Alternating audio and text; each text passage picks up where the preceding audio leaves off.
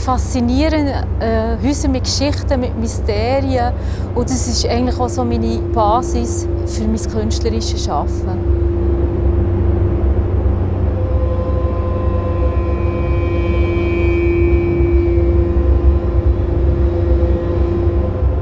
Ich bin auch ganz lange mit diesen Häusern zusammen, fotografiere dort, mache Videos. Und wenn ich diese Sachen natürlich in diesen Häusern auch wieder zeigen kann, dann wird es eine ganz dichte, spannende Sache. Weil man ist als Besucher einfach mitten in dieser Atmosphäre. Und je länger ich drinnen bleiben kann, je mehr entsteht auch.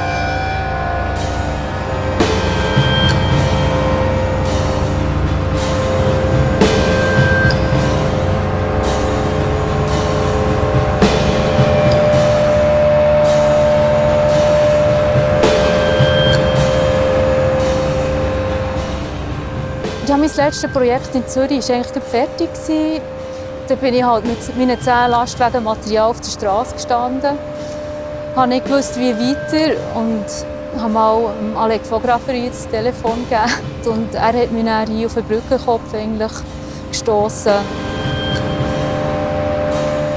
Und eine wunderbare Geschichte hat angefangen.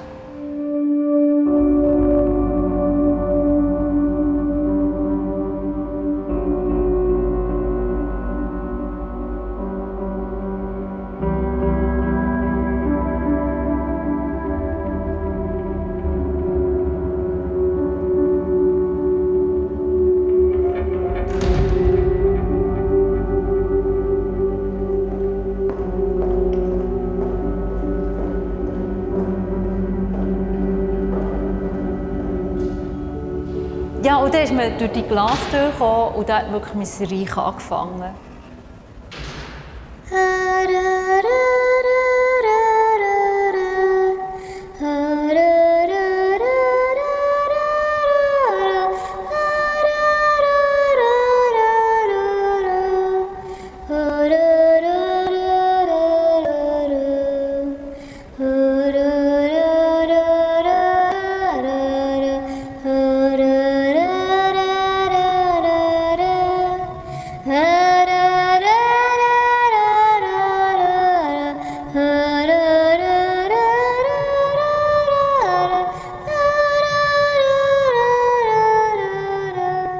Ja, schon beim Zügeln hat sich das eigentlich als schwierig entwickelt, weil hier ist noch das Amt für Migration. Es war nicht so wie sonst Alben, wo hinter dieser Glastür ich einfach meine Ruhe hatte.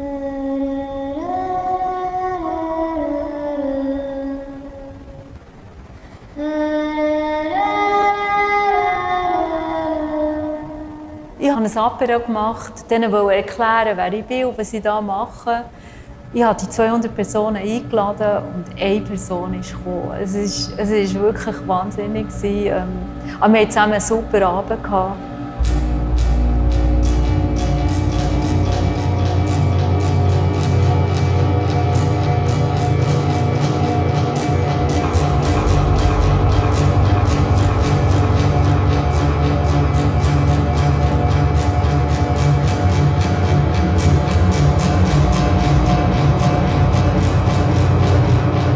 Eigentlich war es ein Schock, auch eine Überraschung.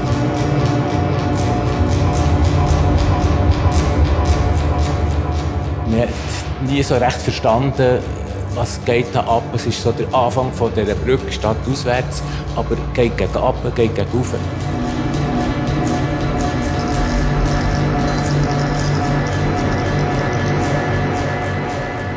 Auch ein bisschen verkommen, irgendwie ein bisschen verlebt aus einer Zeit, die eigentlich durch war, wo nicht unbedingt der Mensch im Zentrum war, sondern eher das Auto, der Verkehr. Also mir ist es ja so gegangen, dass es ein Ort ist, wo ich nicht wirklich wahrgenommen habe, wenn es nicht im Zusammenhang ist einfach mit dem Durchfahren und mit dieser massiven, gigantischen Brücke.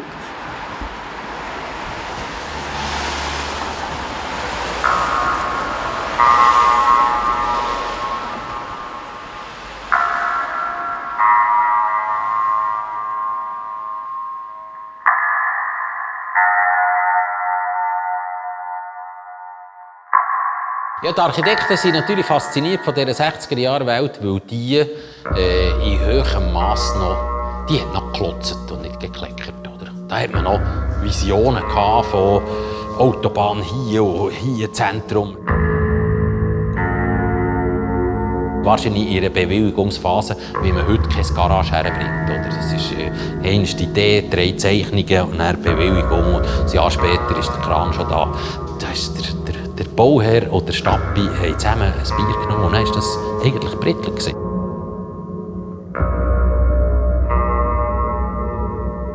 Das sieht man denen auch an. Oder? Das ist wirklich ihre Euphorie, wo jetzt geht's los. Oder? Und das strahlen sie ja nach wie vor ein bisschen aus, oder? Die Häuser.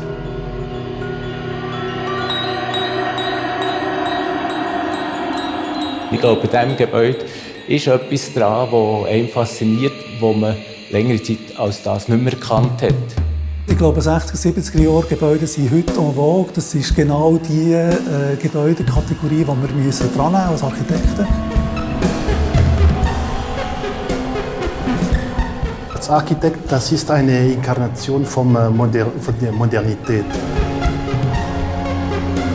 Wenn die Denkmalpflege einen 60er-Jahre-Bau oder einen 70er-Jahre-Bau unter Schutz stellen, dann sagen die Leute, was soll die Sauhütte da? Ganz im Unterschied zu den Architekten, die natürlich ein Flair haben für diese Sachen, weil die ihrer Vorstellung von Abstraktion relativ nachkommen.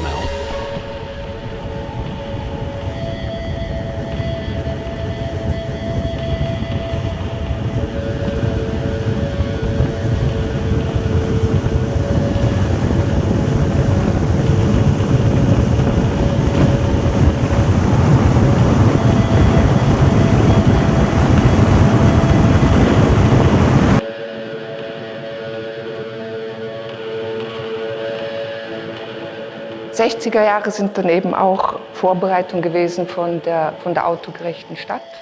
Vorbereitung von der autogerechten Stadt, man sieht es hier im Hintergrund.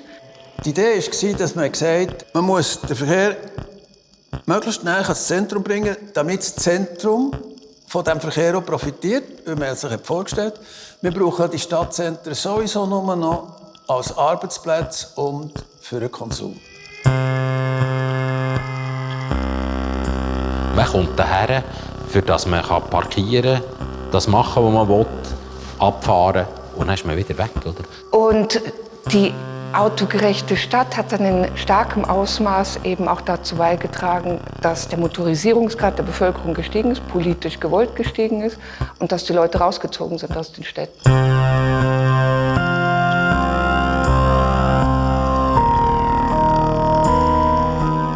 Nach den 60er Jahren haben sich dann die sogenannten A-Städte entwickelt, alte Ausländer, Arme. Das Wohnen in den Städten in war, das ist da so, hat aufgehört und erst Ende der 90er wieder eingesetzt. Bis 1973 hätte er jedes Krümeli, Räumchen als Büro vermieten, da hätte ich gar nicht darum kümmern. Also hat man solche Gebäude gebaut. Und erst jetzt, wo weniger Büroflächen gebraucht werden, erst jetzt überlegt man sich, ob man es wolle und könne umnutzen.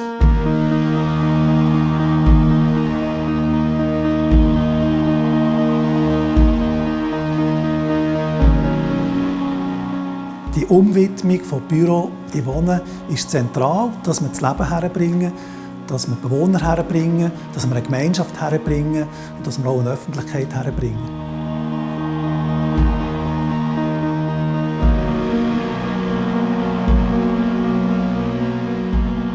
Es ist eine private Initiative, oder?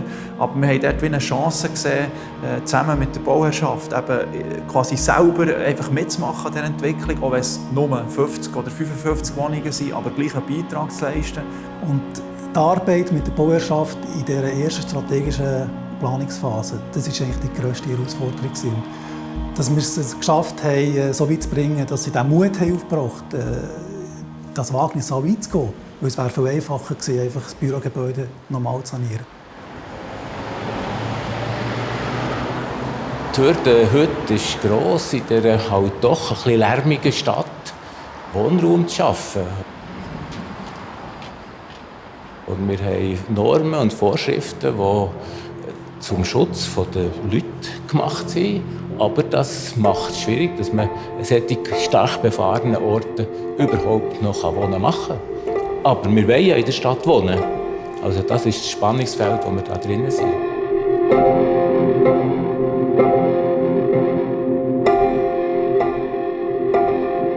Ich muss auch sagen, Umbauten ist viel schwieriger, wenn man es genau nimmt, weil dort muss man eine andere Einstellung haben gegenüber dem Gebäude. Man muss das Gebäude fragen, was bist du, was kannst du? Und das ist natürlich etwas anderes, als wenn ihr einfach grossartig sagen ich will. Vielleicht kann uns manchmal Angst machen, aber am Ende ist ein Plus. Weil am Ende die Komplexität ist ein Plus für die Identität. Und man sucht Identität, man braucht solche Sachen.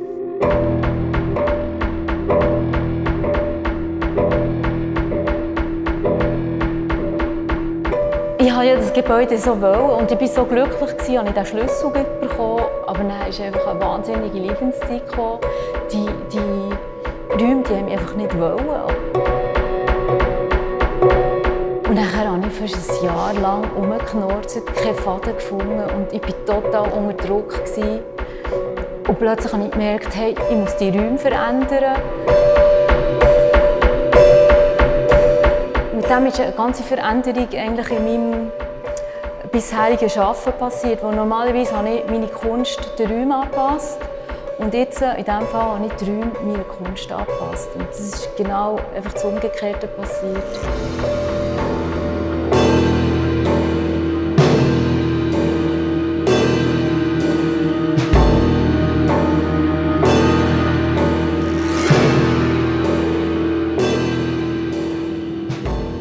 Es gibt viele solche Klötze aus den 60er Jahren, die eigentlich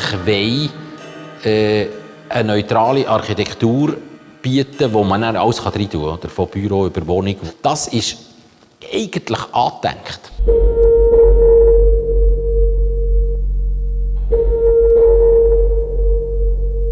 Es gibt ja den Spruch von Mies van der Rohe, man kann nicht jeden Montag eine neue Architektur erfinden. Und das ist die Meinung, ich erfinde eine Hülle und dann tut ihr rein, was ihr rein tun wollt.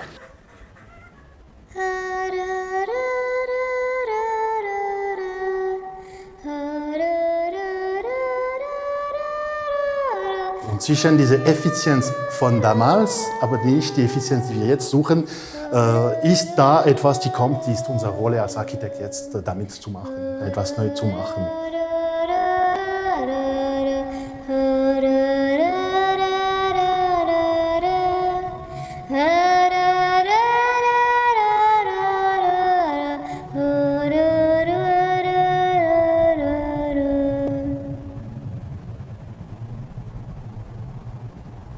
Der Gedanke von Flexibilität ist eigentlich schon im Gebäude drin.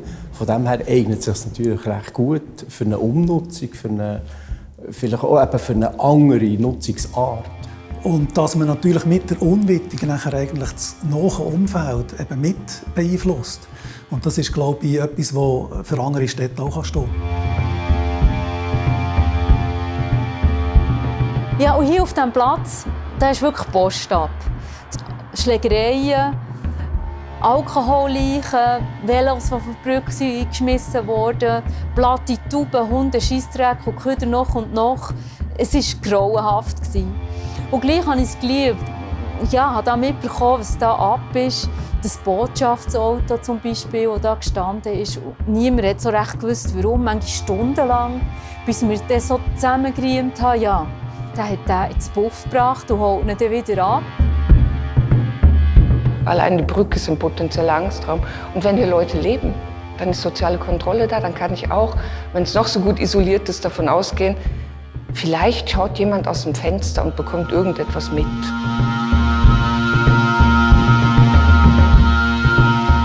Ich habe manchmal schon das Gefühl, ich müsse helfen. Also, wenn da so schreiende Frauen da waren, oder eine ist ganz schlimm, hat sie so gestöhnt und ich dachte, Kopf, da ist eine im Drogenrausch da unter dem Container und braucht Hilfe. Und es hat nicht aufgehört zu stöhnen. Ich habe geschaut und nichts gesehen, bis ich plötzlich da vis-à-vis auf dem Balkon 2 schamlos, splitternackt, heftigstem Korpulieren entdeckt habe. Also, es war so schräg alles.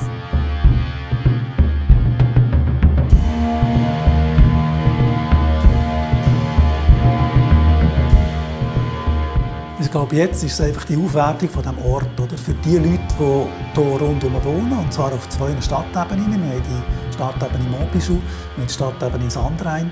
Und ich glaube, mit dieser besseren Vernetzung und Verbindung können wir wie beide Stadtebenen mit dieser Nutzung, die wir jetzt hier haben, wie aufwerten. Und es hat ja im ganzen Gebäude noch bestehende Nutzungen, die auch öffentlich sind, wo man rein kann, als Fitness und so weiter. Und ich glaube, das wird verstärkt werden und wird vermehrt ausstrahlen in der Zukunft.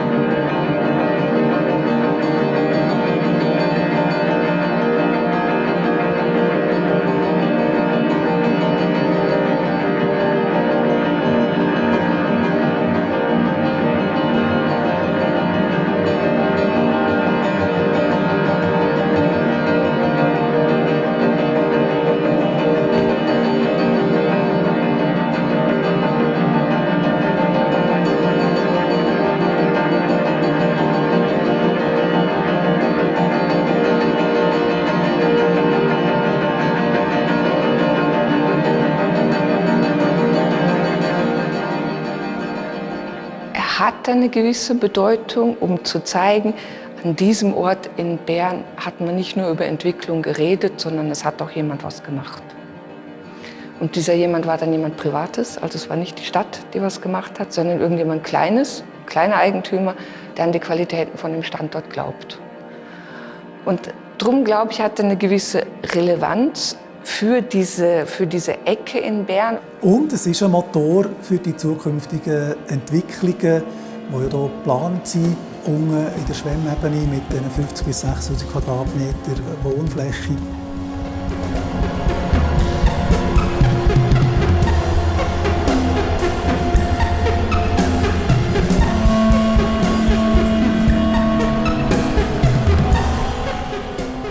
Ob er wirklich eine Relevanz hat für das, was im, jetzt sage ich bewusst, unten in der Schwemmebene entsteht, bin ich mir nicht sicher.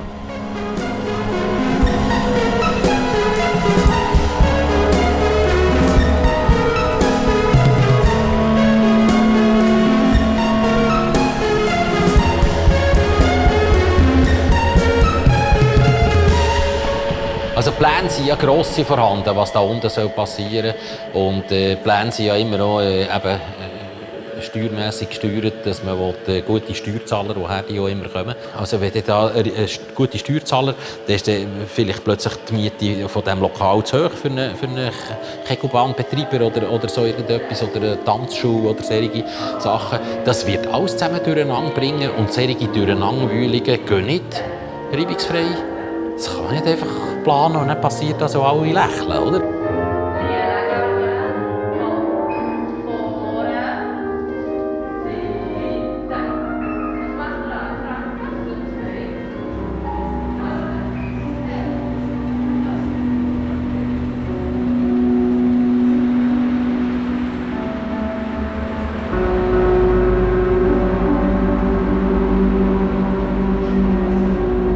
Bin ich mir nicht sicher, auch in Bezug auf die Fragestellung, bleibt dann der Lift das einzige verbindende Element zwischen der Schwemmebene und der Ebene hier? Oder gibt es dann auch noch andere Möglichkeiten, wie man von unten nach oben kommt? Oder ist immer oben oben und unten eben unten? Und das muss man bei manchen Dingen überhaupt nicht und darf man nicht unterschätzen, wie wichtig es für viele Leute ist, oben zu sein, die dann auf gar keinen Fall nach unten gehen würden.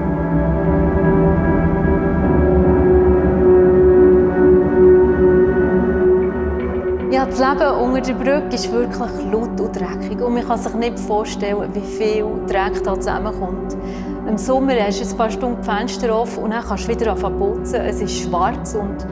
Und ich habe mich lange gefragt, wie gesund es ist. Und habe meine Bedingungen echt in Frage gestellt, meine Lebensbedingungen. Aber ich bin ja nicht da zum Wohnen, sondern es ist ein Kunstprojekt und da muss ich halt mit diesen Kompromissen leben und das macht es eigentlich auch spannend. Also, in einer Wohnung erlebst du das nicht, dass plötzlich Nacht um 2 der Securitas im Schlafzimmer steht oder ja, Mensch, in einer Sommernacht, es regnet, schaust mal raus und dann merkst du, dass da einer oben runterpisst, von der Brücke oben runter, dir ins Schlafzimmerfenster.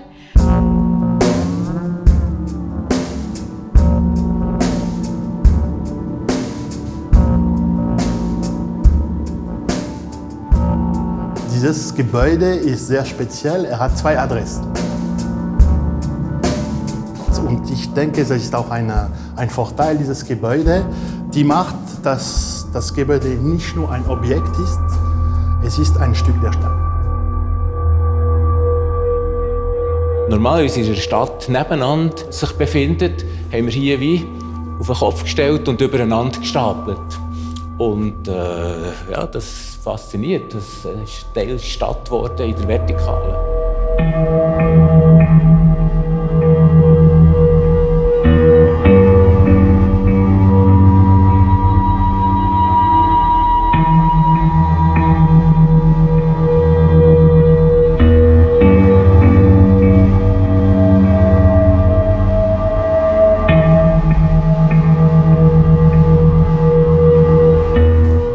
Also die vertikale Verbindung ist eben die Frage, wie die dann funktioniert. Früher hat es einfach ein Treppenhaus gehabt, das den ganzen Bau verbunden hat miteinander. Dort haben wir uns entschieden, eigentlich aufgrund von der Wohnnutzung die Nutzung nicht der Stege zu geben, sondern der Wohnung. Und haben uns entschieden, die Stege eigentlich reinzunehmen. Und das hat dazu geführt, dass wir im Erdgeschoss einen Wechsel hatten vom bestehenden zum neuen Treppenhaus, was gleichzeitig eigentlich dem Eingangsbereich natürlich total eine Wichtigkeit hat gegeben.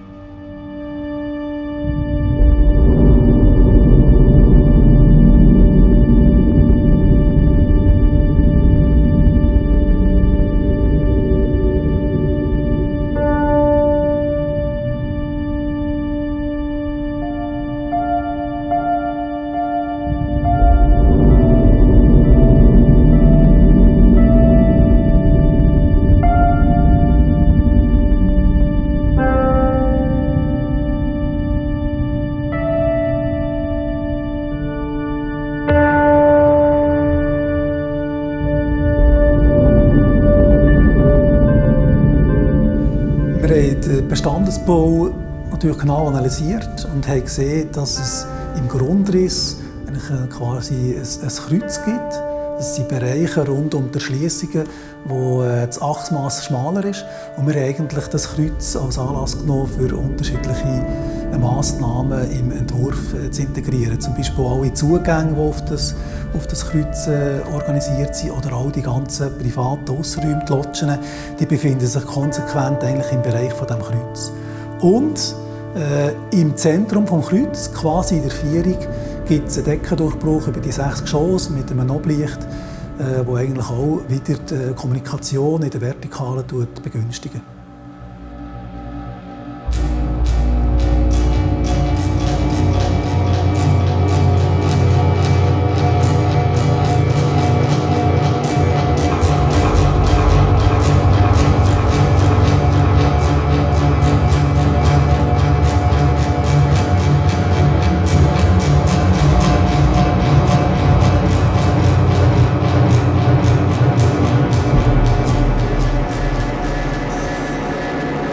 Eines der Hauptziele des Projekts war, dass es eine Identität bekommt, eine Aufenthaltsqualität. Und wir haben es immer gesehen, eigentlich so wie als Startschuss für ein neues Quartier, das entstehen kann. Vor allem auf dem Erdgeschoss, auf dem Brückenniveau, wird das Gebäude ausstrahlen ins Quartier. Und es wird Sachen initiieren, da bin ich überzeugt. Die Leute werden das Gebäude auch von außen entdecken. Die Öffentlichkeit wird das Gebäude entdecken. Und die Wunschvorstellung ist natürlich, dass es in Zukunft einfach ein Baustein von diesem neuen Quartier ist, das belebt ist, wo man sich gerne aufhält.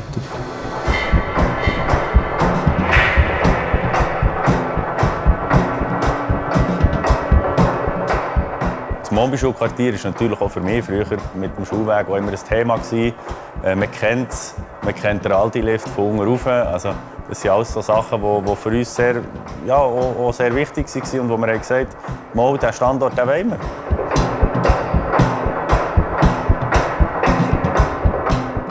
es ist schon ein wichtiger Ort, die Verbindung von den beiden Stadtebenen.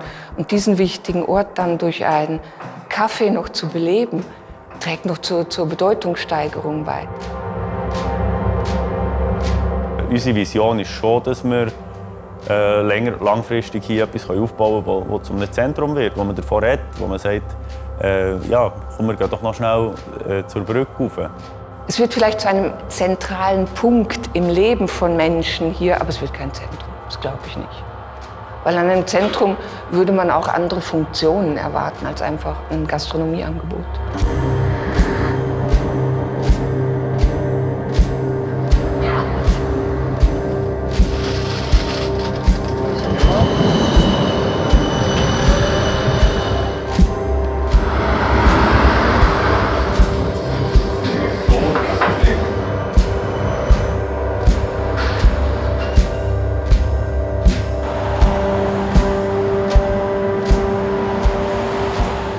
Ich habe einen wunderbaren Ort gefunden, für zu aperölen. So absurd, dass es so tönt, mit dieser Autobahn.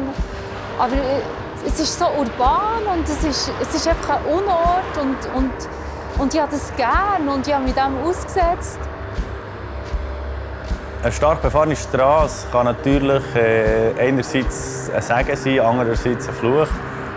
Man muss natürlich auch sehen, dass eine Frequenz, eine Grundfrequenz, ich sage dem Auto als Grundrauschen, hilft natürlich auch ganz stark in der Kalkulation für solche Projekte.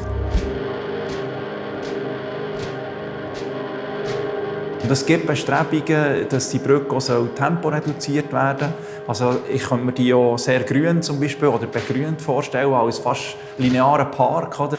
Und das wäre natürlich auch ganz ein wichtiger Faktor für das Quartier, der eine Riesenaufwertung bringen kann. Ich glaube, wenn es keine verkehrstechnische Lösung gibt, ist es eine verlorene Chance.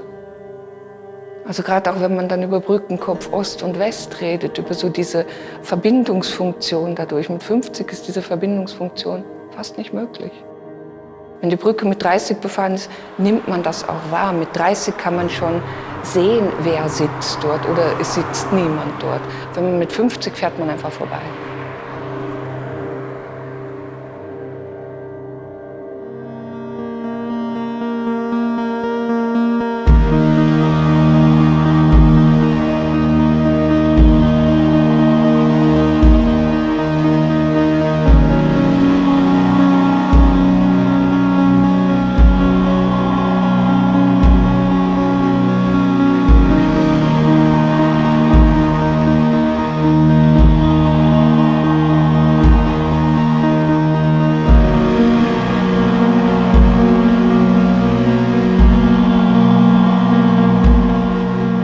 Es gibt eine Nachfrage nach Wohnraum in der Stadt und es gibt insbesondere eine Nachfrage nach Wohnraum in der Stadt, der irgendwie besonders ist auch. Man hat einen ganz starken Trend zur Individualisierung von den Menschen und das kann man ja haben. Also wenn ich die Unterlagen richtig verstanden habe, gibt es hier nicht zweimal die gleiche Wohnung.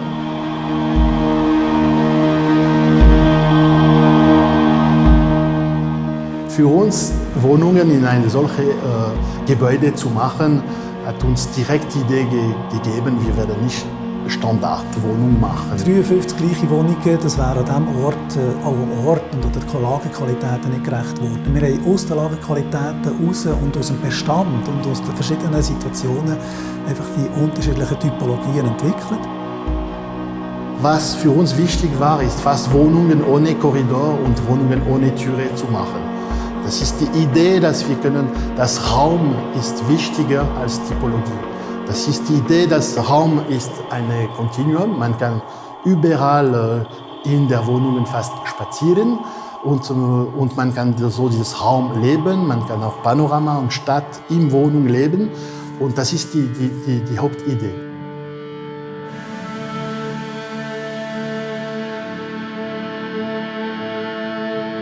Der Grundriss an sich ist noch speziell, weil man sich nicht so vorstellen kann, wie man das möbliert. Also der eine Konflikt war das Sofa, oder wir haben ein riesiges Sofa.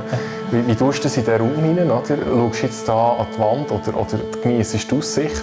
Und das ist auch das, was dann Klick gemacht hat bei mir jetzt einmal, wo wir dann hier gestanden sind und du siehst einfach auf die Stadt raus. Das ist einzigartig. Also die Lage und die Ausrichtung des Ganzen zusammen mit dem Konzept, und das finde ich, haben sie einfach echt gut vermarktet hier. Also es hat wirklich das gehalten, was es verspricht.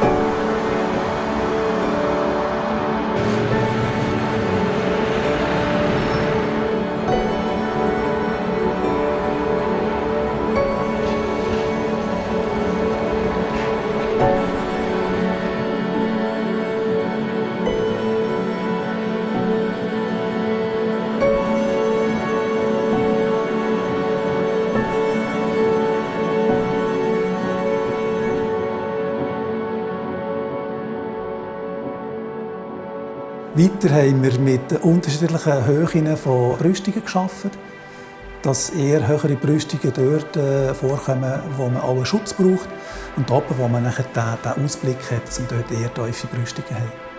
Das Element haben wir selber so gestaltet, aus der Situation heraus, weil man eben nicht will, dass man aus der Stadtebene in die Intimsphäre von einer Wohnung hineinsieht. Aber es ist klar, oben im 6., 7. Stock sieht niemand mehr rein. Dafür will man dort möglichst freie Sicht auf die Alpen haben.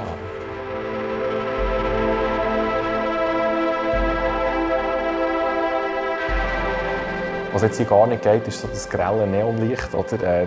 Dann ist man wie im Schaufenster. Oder? Mehr schon, der Kollege hat mir mal geschrieben, ob jetzt da oben ohne am Rumlaufen sei. Oder? Und dann dachte ich, ui. Das war nicht er, bis es war nicht er, zum Glück.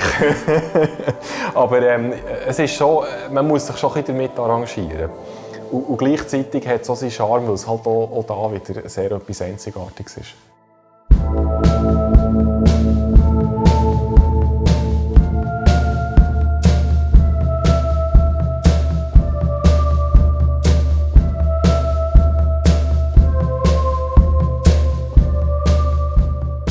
Die Wohnungen sind so charakterisiert, dass es wichtig war, dass man eben Bausubstanz, die frühere Bausubstanz spürt, dass es ein Teil vom Materialisierungskonzept ist.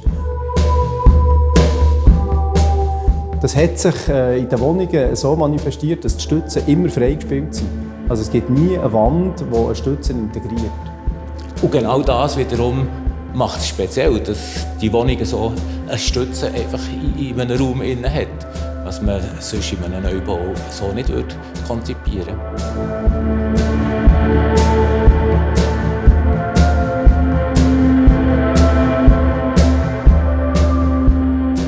Wir haben die Spuren lassen, wir haben die Nägel von der früheren Schallung lassen, dass man merkt, dass das ein Gebäude ist, das eben eine Geschichte hat.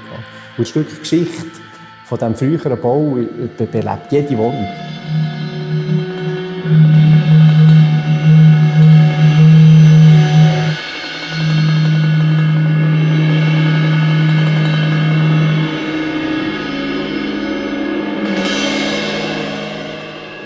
Studios und wir haben 3 Halbzimmerwohnungen, die gegen die Stadt schauen.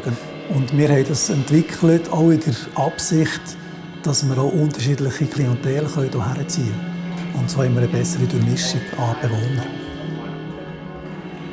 Und ich glaube, das Schönste wäre, oder ich würde mir wünschen, dass Leute hierher ziehen, die genau das suchen und dann auch ausfüllen und leben können. Und das sollte eben gerade hier funktionieren, weil die Diversifizierung nur über den Mietzins erfolgt und nicht über völlig unterschiedliche Werthaltungen von den Leuten. Die Werthaltungen werden ähnlich sein. Für die Menschen, die hier wohnen, glaube ich, ist das für die Phase im Leben, in der sie jetzt sind, die perfekte Lösung. Sonst würden sie hier nicht wohnen. Die denken sich vielleicht, oh, würde ich ein bisschen mehr verdienen, dann wäre ich jetzt 3 Stockwerke weiter oben. Aber so ist es halt. Und man kann ja damit rechnen, irgendwann kommt das vielleicht auch.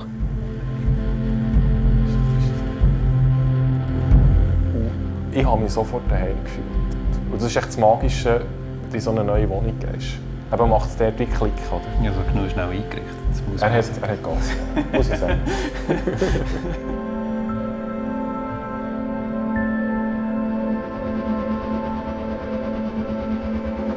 Für die Leute in der Stadt, glaube ich, ist es eine sehr gute Lösung, um zu zeigen, an was für Orten man auch wohnen kann. Insbesondere jetzt wieder neben einer stark befahrenen innerstädtischen Verkehrsachse.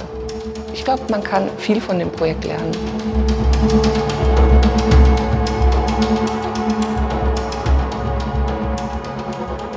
Es ist ja wie ein Leuchtturm, man sieht es von sehr vielen Orten. Oder? Und ich glaube, dass die Leute hier im Bewusstsein haben, so etwas ist möglich. Mit einem etwas leiden 60er-Jahre-Gebäude, das in die Jahre ist gekommen.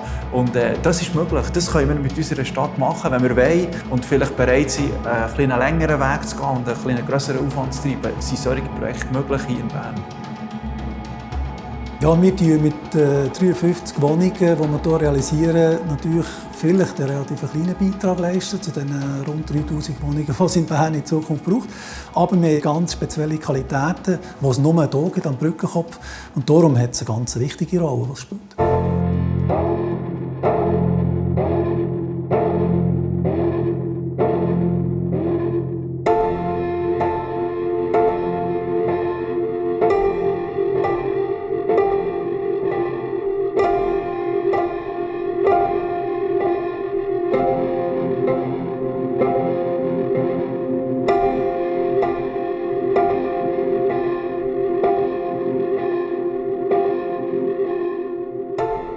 Die Rolle der Dachterrasse ist matchentscheidend, finde ich, im Moment, für das Funktionieren. Ohne die wäre es ein anonymer Wohnraum.